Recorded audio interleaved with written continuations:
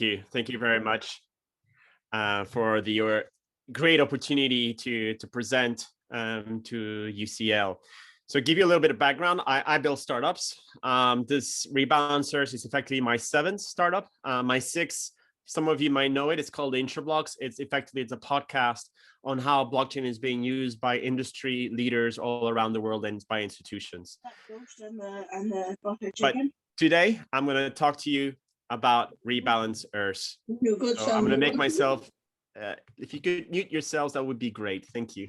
So I'll make myself a little bit smaller, and we're going to start the adventure today. So as you all know very well, we're facing an existential crisis, and it's more well known through the form of climate change. We're all producing carbon, whether we are a company, a household, or even in this Zoom call, we are producing carbon.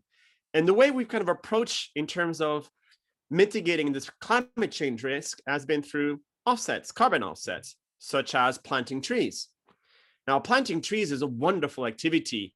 There's just one little problem. There's not enough land on this planet to plant all the trees we need to offset all the carbon that we've been producing and still are producing. Planting trees also does not stop ecosystem destruction, whether it is of the ocean or whether it is on land. And the funny thing is that we're planting trees, young saplings, which take decades to grow and to really absorb the carbon, yet we're still destroying what I call the ancestral trees that you find in the Amazon rainforest and other locations around the world, who are mature and tall trees, which already capture a lot of carbon. We're still chopping them down. Planting trees, of course, does not either stop the man-made sixth mass extinction. And this is where we come in.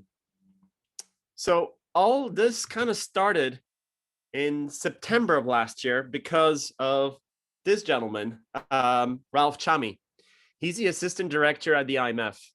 And he wrote this article that just shocked me, that said that an African forest elephant is worth $40,000 dead for its ivory, but it's worth $1.75 million alive for its ecosystem services, its carbon offset it does within the forest.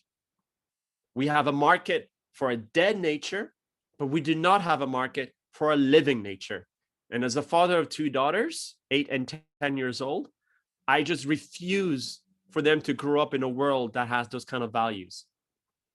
So my expertise is as an entrepreneur and I have some knowledge about blockchain. Ralph Chami, the assistant director at the IMF, is an economist. And Ian Redmond, the third co-founder, is a recognized international wildlife conservationist.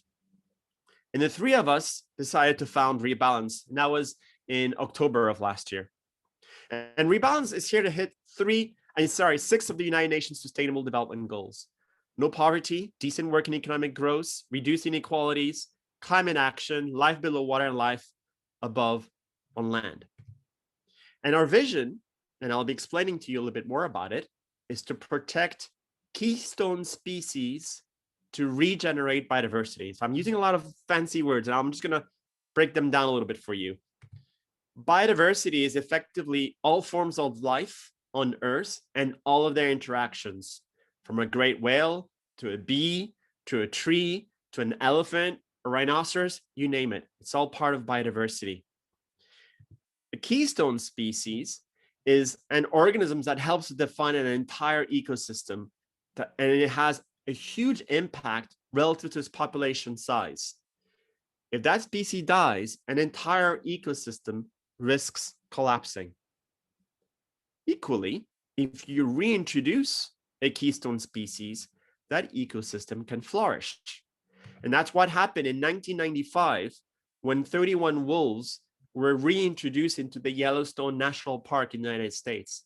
The entire ecosystem blossomed. And there's a wonderful video by National Geographic that's 4 minutes long that explains that.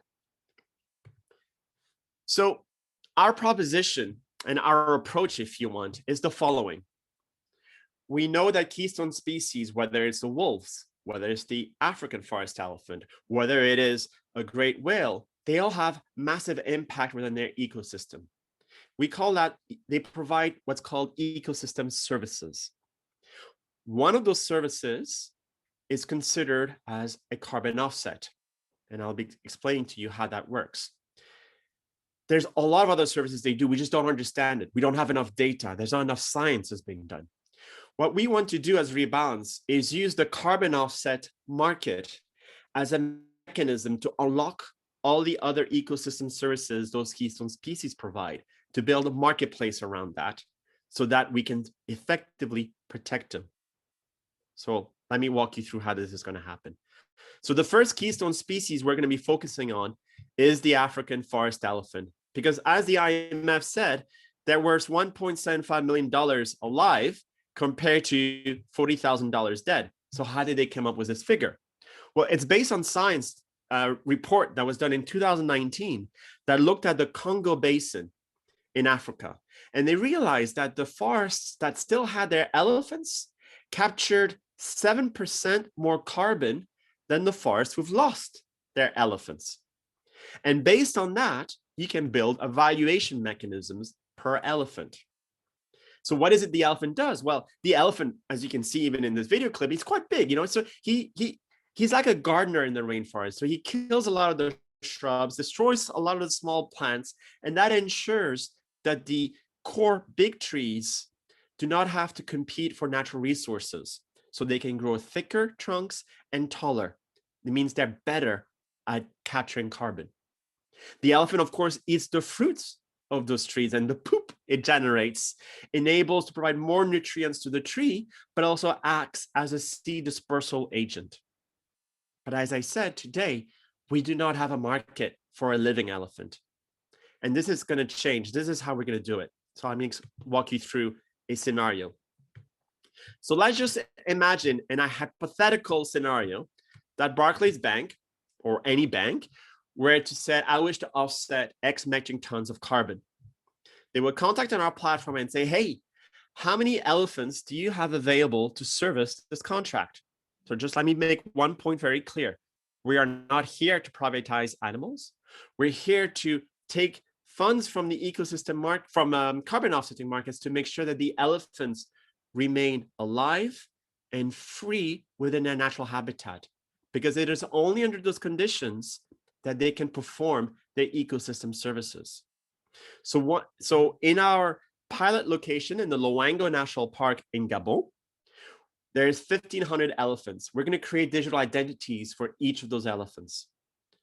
So we associate, in this example, 3 elephants to the Barclays contract.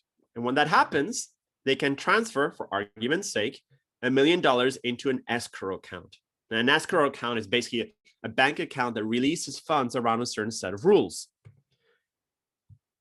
In the forest, we have a whole suite of sensors, motion activated camera traps, acoustic sensors. Every elephant makes a unique sound, just like humans. But also we're using dung testing, DNA testing of the dung, the poo of the elephant. And in some cases, some elephants have a color, radio color. So we're using all the sensors for 3 purposes, but we're going to focus on the first one for now, which is to prove that the elephant that is servicing your contract is alive and well within its natural habitat. If that's the case, we issue an asset-backed token that is backed by the money that sits in the escrow account, because $1.75 million over an average of 60 years lifespan of an elephant, that's roughly equal to $80 a day. $80 a day that goes to pay the park rangers to protect the elephant. But roughly 70% of that $80 a day goes in the form of micro investments to the local communities that reside around where the elephant lives, so that we can use that funds as the local community decide and wishes for, to improve their living standards, invest in health facilities, education, create new jobs. The idea here is to say, you take care of the elephant and the elephant takes care of you. It's about creating this kind of symbiotic relationship between local communities and the elephants. The park ranger who protects the elephant can also use that tokens at the local grocery shops to pay for his or her groceries. And at the end of every week, we collect all the tokens back from the merchants or from the construction company that's built a school, and we send them the cash equivalent of those tokens.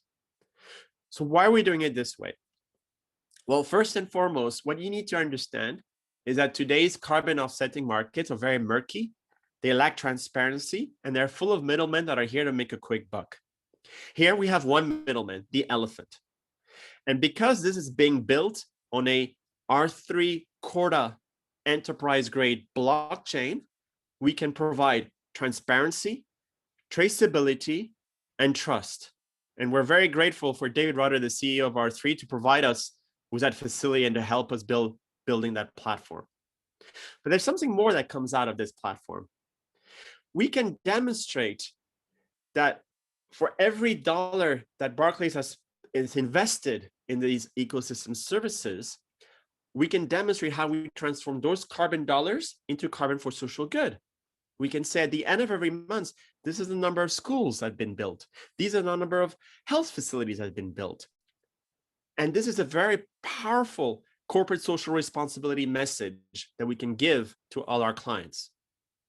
But I want to come back now to the sensors. I told you they're here to do three things. The other two is that they're here to, the acoustic sensors can detect the sounds of gunshots. So we can send a rapid reaction force of park rangers to go and intercept the poachers. Because let me get something straight for you guys. Poachers are not your hungry farmers who wants to make a quick buck. Poachers are professional mercenaries who are using the funds from poaching to fund criminal activities around the world.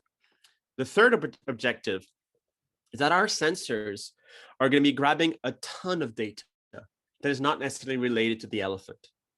We want to freely open source this data to the scientific community around the world to work with us in understanding and unlocking biodiversity and all those other ecosystem services that elephants and other keystone species provide.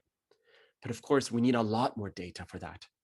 And that's when we realized that there are already a lot of conservationist groups all around the world, including in the Loango National Park, that have sensors. One of them, for example, for the last 6 years, has been monitoring the great apes through their network of 30 camera traps. And they've given us very kindly 20 gigabytes worth of pictures and videos of elephants. And that's when the idea came, we can leverage our blockchain platform to create a data marketplace where wherever we operate, conservationist groups can send us data about that keystone species, and we in turn will pay them with tokens, roughly $1 per image. This is very powerful because it makes our platform so much more robust. We can demonstrate to our clients, these are all the data points that proves that your elephant is alive, your orangutan is alive, your grizzly bear is alive. And we transform those camera traps, those sonic sensors, acoustic sensors, into a source of revenue for all those conservationist projects. We can help fund them through our platform. So if you think about what is our total holistic proposition, it's 4 components. From a local community, we're here to create jobs and raise their living standards. We're here to create a symbiotic relationship with nature. We're here to make conserving nature profitable. It's not an act of charity because unfortunately, appealing to people's good nature and heart does not work. You have to appeal also to their money. From a government perspective, we've had, for example, 4 to 5 workshops with the World Bank because they're fascinated on how our platform can promote good governance. You cannot take money if you're a minister to fund, let's say, a villa in Monte Carlo, because every penny can be tracked on our platform. If you try to do that, it will be identified. And what will Barclays or any other clients do? They'll remove the remaining funds from the escrow account. Gabon has, for example, 45,000 elephants, which means we could add $50 billion onto their balance sheet. And of course, because we're creating new jobs through the local investments, there's new revenue opportunities through taxation from the government. From a nature perspective, we're protecting it, we're regenerating biodiversity. And from a buyer's perspective, we're offering a transparent, traceable, trusted carbon offset, a corporate social responsibility message, and we can help fund science and unlock biodiversity. So how does this look like? So this is just the concept of a dashboard for our client. It will say how many carbon has been offset, what percentage of the contract has been delivered by the elephants, and an example of carbon for social good. But the most important thing is when you click on your elephants tab, and here we can demonstrate for every single day, here are pictures, videos, sound files that has been grabbed by our sensors and by all the conservationist projects that proves that your elephant is alive, i.e. that the elephant has performed its ecosystem services within the contract. This is about bringing the buyer closer to nature. So who are we? Well, as I said, the project really kicked off in November of last year when I sent a message on LinkedIn saying he wants to join this initiative. And since then, we're now a team of 60 volunteers from all around the world, all kinds of skill sets. We got lawyers, we got financiers, we got economists, we got technologists from all kinds of locations. We got 50-50 gender split. We're not a company. We're registered as what's called a community interest company, which means we cannot sell shares. This can never go on the stock market. There's never going to be any question about shareholder return because we cannot accept investors' money. As a CIC, we're also limited to how many dividends we're allowed to give ourselves. This is not a get-rich scheme quick. And because of that, and because of our principles, which are be human, have love, and give hope, we've managed to build this growing team of volunteers. And you know what? We've had enormous traction. So the IMF and the World Bank have been doing a number of workshops with us because they're fascinated about how we're using the carbon offsetting markets to develop a new market around ecosystem services. We've been working with the British government of the environment. So that's led by Lord Zach Goldsmith. The green little logo that's represented by this gentleman here on the right, that's the Minister of the Environment for Gabon, which is where we're doing our pilot. Warwick Business School has given us 4 MBA students to accelerate our work. APRU is the Association of Pacific Rim Universities. 57 universities from the West Coast of the United States to the East Coast of China are all going to collaborate with us, 57 of them, to unlock biodiversity. The science labs are all going to work in getting all our data to understand it. R3 is providing us their platform, and Burfree is providing us operational capabilities. But we need to do more because ecosystem services that brings the conversation of climate change and biodiversity together, we need more science. We don't want to be just around carbon credits. We want to be about ecosystem services credits. And that's why I'm happy to announce we're going to be making an announcement next week on the 30th of June at the City of London alongside Mark Carney, Mike Bloomberg, is the launch of our Nature Sandbox in Gabon in partnership with the government of Gabon. So for those of you who are not familiar, a sandbox was actually started here in the UK by the Financial Conduct Authority, a financial sandbox in 2016. It's an environment where you create new products and you test them out within a regulated environment. We're doing the same thing in Gabon, and we're calling it the Nature Sandbox. And this is where we're going to create, working in partnership with Vera, Red Plus, and the Gold Standard. The vision is to create a new standard, which is around ecosystem services. So we can bring, again, this conversation of climate change and the conversation of biodiversity together through the services provided by Keystone species. Because what is the big vision? If I come back to this slide, the big vision is the following. Over the next 5 years, we're going to demonstrate our science model of how you link a keystone species to a range of ecosystem services that includes carbon offset. So we're starting off with the African forest elephants. We're probably going to do the orangutans or the great whales at some stage, but we want to demonstrate with 4 other species so that in 5 years' time, nation states across the world will be able to upload their own keystone species. And when that happens, it changes completely the narrative around natural capital. Today, our relationship with natural capital is around extraction. You extract the oil from the ground, you extract the minerals, you chop off the trees. But this is a very finite world view of things. If we can go towards a rebalance model, which is about regenerating biodiversity, you're getting a sustainable growth model that provides revenue. So imagine Indonesia says, I'm only making $1 billion by palm oil. That includes chopping trees. If I move towards uploading the orangutans onto Rebalance, I could be making 2 to 3 billion a year forever. And that's what we want to do. We want to change the paradigm shift between governments and their view of natural capital from extraction to regeneration. And finally, we will have a model where we value nature at a higher level, alive, than when we kill it. And I'm happy to take any of your questions now.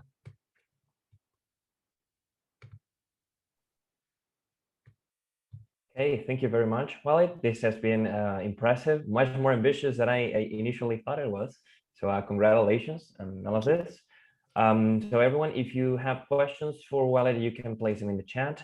I hope you should have access to it, and checking the security. Yeah, you should have access to it. And while we wait for perhaps some questions to be made, Walid, you have already spoken a bit of this, but I could also ask you. This is, as I understand it, or a work in progress. Yes. So you are also looking for collaborations from professionals in the academia and in the blockchain world. Could you speak a little bit about that? Yes, of course. So as I said, today we're a team of roughly 60 volunteers from Seattle to Hong Kong and everything in between. We meet every Monday at 5:30 UK time because of the 60 volunteers effectively power our 16 different working groups, because this is a multidisciplinary problem with a number of stakeholders, and we need a whole lot of different skill sets. So of course we have a blockchain working group, which could be of appeal to some of you. We've also got a science working group. We've got a whole number of working groups, and we're always looking for smart people, to contribute to the conversation. We're all volunteers. We don't have a bank account even, but we're all realizing that we need to do something. We need to have a massive impact for things to change, and it's down to every single one of us. So you're more than welcome to reach out to me on LinkedIn. I'll put on a link in the chat box.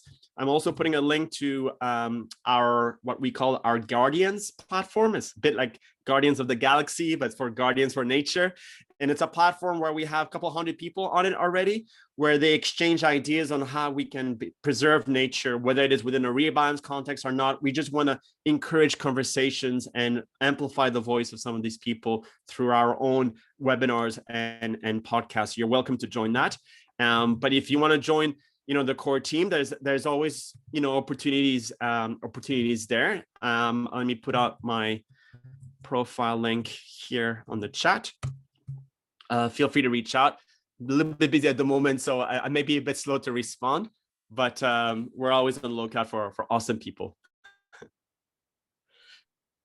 Great. Well, can you see the pictures and the questions in the chat? Yes. So okay. Who's going to put money to distribute to the villagers or orangutans? You say 3 billion. So that was just, a hypothetical number I drew up. What we do know is that Mark Carney, the ex-Chancellor of the Bank of England, is leading the United Nations task force on what's called the voluntary carbon offsets. And it's predicted that by the year 2030, this market will be worth between 50 and 100 billion pounds. Now, this is, of course, is looking just at carbon offsets. And our own research and research of other people have identified that this could be significantly larger. The problem what's holding it back is that most firms do not trust the carbon offset. There's so many cowboys in this space. And that's why for us, providing, again, the transparency, the traceability, and the trust through our core blockchain will help. But crucially, by working with the standard agencies, such as United Nations Red Plus, the gold standard, and Vera, in terms of our nature sandbox, will demonstrate that this is a multi-stakeholder approach, and that it is all very much science-based. And this, we believe, will help to open up and unlock a market that is worth significantly more than $100 billion. Because if you think about it, you as an individual, if I was to say, where would you go to offset your carbon emissions? Most people would have no clue, right? So there is, of course, an education piece that needs to comes in. And that's what we're going to help to do. And that's where we're looking to build this human movement, a bit similar to, let's say, the Greta Thunberg, that Swedish activist, but give them a real purpose that says not just marching the street, but marching the street and say, create Twitter storms to get brands to rebalance themselves. Because it's not just about carbon offset. We need to protect our ecosystems. We need to stop this sixth mass man-made extinction of species. What are the weaknesses in blockchain and escrow contracts? So escrow contracts, I can't think of one right now. With regards to blockchain, I would say the number one weakness is around education. So very often, when I say we're using blockchain as a platform for our ecosystem services, I get a lot of response from people saying, how can you be doing blockchain? It's so bad for the environment. I say, you're talking about a public blockchain with Bitcoin or Ethereum. This is an enterprise private blockchain where the cost of a transaction is roughly 1/10 the cost of an email. It's completely different things. And that's when, we have to go over that hurdle in terms of helping people understand the type of blockchain we're using and why that is completely in line with what we're doing. It's not hampering the environment. So I'm happy to take any other questions.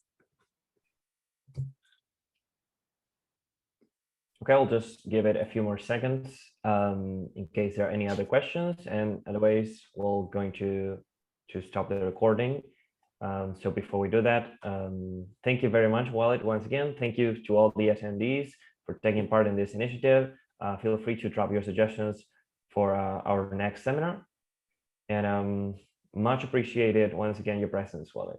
Oh, my pleasure. And maybe just one quick word is that, guys, what we're facing, if you listen to any of the David Attenborough documentaries, he's got his calm, soothing, grandfather-like voice and this beautiful imagery. And then, you get to the end of the documentary and we're all pretty much panicking. Oh, we're all going to die. And, there is a scene in the song, for those of you who are old enough to remember, from We Are the World, where it says, you can't wait for somebody else to come and solve the problem. The states, the governments, yes, we all expect them to solve it. And for me, it was a question, can I look at myself and my daughters and think, did I really do what I could to make a change? And I thought we had to do it completely differently. And that comes both in terms of facing this by taking biodiversity and climate change together, but also in demonstrating that you can do this whilst being a company that is not a not-for-profit, that is not a charity, where you can provide people good salaries, but is also not one that creates this 1% that owns more than the 50%. Me and my co-founders, we're all limited to the number of shares we can get. We're extremely limited in the number of dividends we can get. And of course, we can never transfer the shares to anyone else except internally, as long as it doesn't take them above this limit. So this is obviously not a get-rich scheme. And here, the opportunity is to demonstrate to the world you can have a positive impact on our planet without, compromising on your values. And if this is something that resonates with you guys, join us. Every single one of us have an opportunity to make something. These 60 volunteers, I said, some of them are musicians, right? You would think, what can a musician do? But you'll be surprised. We all can do a little bit. I invite you all to participate. So Juan, thank you again for the opportunity. It was a real pleasure. And if any of you guys want to reach out, please don't hesitate. Yes, so Walid's contact data are in the chat, which will be lost when I close the session, but you can, if you have not taken note and you're interested in contacting, you can just contact us and I'll give you the contact details. So congratulations, Walid. Thank you very much. Thank you all for attending. I'll be stopping the recording now. Thank you.